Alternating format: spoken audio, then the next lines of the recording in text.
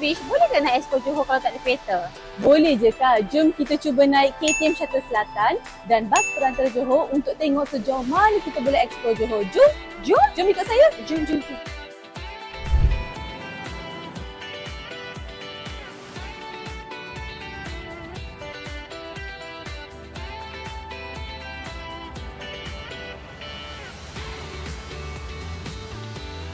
Perjalanan kami bermula pada jam 8.50 pagi dari JB Central menuju ke Kulai. Sebagai anak Johor, saya memang teruja sebab sepanjang hidup saya di Johor, inilah kali pertama saya dapat ke Kulai dengan menaiki train, bukan kereta. Kereta Api Tanah Melayu Berhad KTMB telah memperkenalkan perkhidmatan KTM Shuttle Selatan pada 16 Jun 2026 bagi meningkatkan kesaling hubungan pengangkutan awam di wilayah selatan sekaligus menawarkan pilihan perjalanan yang lebih mudah, selesa dan efisien kepada pengguna. Perkhidmatan ini menghubungkan 3 stesen utama iaitu JB Circle, Kempas Baru dan Kulai, selain satu lagi laluan dari Kempas Baru ke Pasir Gudang. Jadi, kali ini kami akan cuba kedua-dua laluan tersebut untuk melihat sendiri bagaimana rasanya menjelajah Johor dengan hanya menaiki train. Mungkin ramai yang tertanya, berapa harga tiket, berapa lama perjalanan, berbaloi ke naik train? Jangan risau, semua itu saya akan kongsikan sepanjang perjalanan ini. Kalau naik kereta, perjalanan dari JB Central ke Kulai biasanya mengambil masa sekitar 40 hingga 45 minit. Kalau waktu puncak, boleh cecak lebih sejam.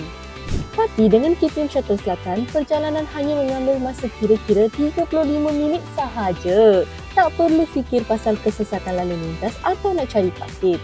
Buat masa ini, anda boleh dapat diskaun 50% bagi tambang perjalanan. Daripada harga asal RM10.20, anda hanya perlu bayar RM5.10 sahaja. Kanak-kanak berusia 7 hingga 12 tahun, warga emas berusia 60 tahun ke atas dan orang kurang upaya pula menikmati diskaun tambang sebanyak 50% sepanjang hidup. Train yang kami naiki memang selesa dengan kapasiti sehingga 400 penumpang. Sebanyak 10 trip disediakan setiap hari iaitu 5 perjalanan pergi dan 5 perjalanan balik. Satu yang menarik tentang train yang kami naiki ini ialah ia pernah dipandu sendiri oleh Yang di-Pertuan Agong. Sembang punya sembang, tengok-tengok dah sampai di stesen Kulai. Mungkin ada yang tertanya bagaimana nak ke destinasi sekitar Kulai dari stesen ini. Jangan risau, perkhidmatan bas henti-henti yang disediakan oleh Perbadanan Pengangkutan Awam Johor memang diselaraskan dengan jadual KTM Shuttle Selatan. Jadi, sebaik saja train tiba, bas pun sedia menunggu untuk membawa penumpang ke destinasi seterusnya. Sampai saja di Kulai, perut pun berbunyi. Kruk. Jadi, kami singgah dulu di kedai kelab kopi lama untuk mengalas perut. Lepas makan, mestilah kena singgah ke Johor Premium Outlets. Datang Kulai tak shopping memang tak sah. Habis shopping, kami terus ke Puto Village. Tempat ini memang sesuai kalau nak bawa seisi keluarga bersantai ataupun untuk yang suka bergambar. Tengoklah saya, bukan main lagi pusing. Tiket pun cuma RM10 sahaja. Selesai di sana, kami makan lagi. Kali ini ke Kulai Pizza. Memang banyak pilihan pizza di sini. Kalau anda datang ke Kulai, memang tak cukup sehari kalau nak jelajah semua tempat menarik. Sebelum meninggalkan Kulai, kami makan lagi. Kami singgah di nasi gulai isteri yang memang menjadi antara kegemaran penduduk setempat. Selepas puas menjelajah Kulai, kami kembali semula ke stesen untuk meneruskan perjalanan ke Kempas Baru. Tepat jam 6.30 petang, train kami pun tiba. Untuk pengetahuan anda, KTM Shuttle Selatan menawarkan 2 laluan utama iaitu Kulai Kempas Baru JB Central dan Kempas Baru Pasir Gudang. Dengan stesen Kempas Baru menjadi stesen pertukaran bagi kedua-dua laluan tersebut. Menariknya, perjalanan dari Kempas Baru ke Pasir Gudang menggunakan train jenis hybrid. Sebanyak 4 trip disediakan setiap hari bagi laluan Kempas Baru Pasir Gudang dan sebaliknya. Kapasiti train pula boleh memuatkan sehingga 350 penumpang. Tambang promosi hanya RM3.50 manakala harga asal ialah RM7. Perjalanan mengambil masa sekitar 40 minit. Kalau naik kereta pada waktu puncak mungkin dah lebih sejam setengah. Asyik saya seorang saja yang bercerita, tak best lah. Jom kita dengar pula pengalaman penumpang yang mencuba KTM Shuttle Selatan.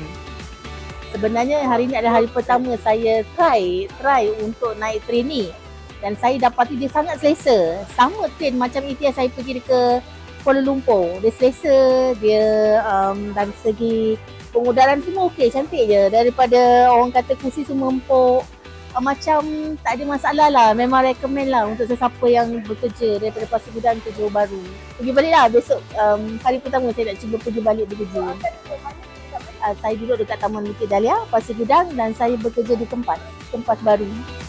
Ada juga penumpang yang berkongsi kelegaan kerana adanya pengangkutan alternatif ke Pasir Gudang yang berpotensi menjimatkan masa.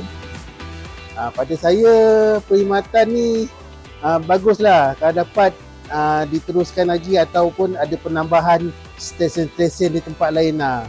Sebelum ni kata orang kalau nak ke sini kita nak ngadap jam kat highway Pasir Gudang kan. Jadi sekarang dah ada kemudahan macam ni, kita boleh manfaatkan dia, menggunakan dia. Saya sangat-sangat recommend lah pada penduduk Pasir Gudang yang nak ke Bandaraya Johor Bahru. Pada saya memang boleh menjimatkan masa, sangat menjimatkan. Sebab kalau kita daripada Bandaraya ke Johor Bahru nak ke sini menghadap jam apa semua mungkin makan masa ataupun 1 jam ataupun lebih. Macam ni tadi pun kata saya duduk dalam train pun macam sekejap aja dah sampai. Tepat jam 7.30 malam, kami akhirnya tiba di destinasi terakhir iaitu Pasir Gudang. Dalam masa sehari, kami berjaya menjelajah sebahagian Johor hanya menggunakan KTM Shuttle Selatan dan bas perantara tanpa perlu memandu. Jadi kalau anda masih fikir nak jalan-jalan sekitar Johor mesti kena ada kereta, mungkin sudah tiba masanya cuba pengalaman ini sendiri. Tak perlu risau tentang kesesakan lalu lintas atau mencari parkir. Sebaliknya, menikmati sahaja perjalanan sambil melihat pemandangan sepanjang laluan. Siapa tahu lepas ini lebih ramai Johor dapat jelajah negeri sendiri dengan lebih mudah. Bagi saya memang berbaloi. Anda pula bila nak cuba?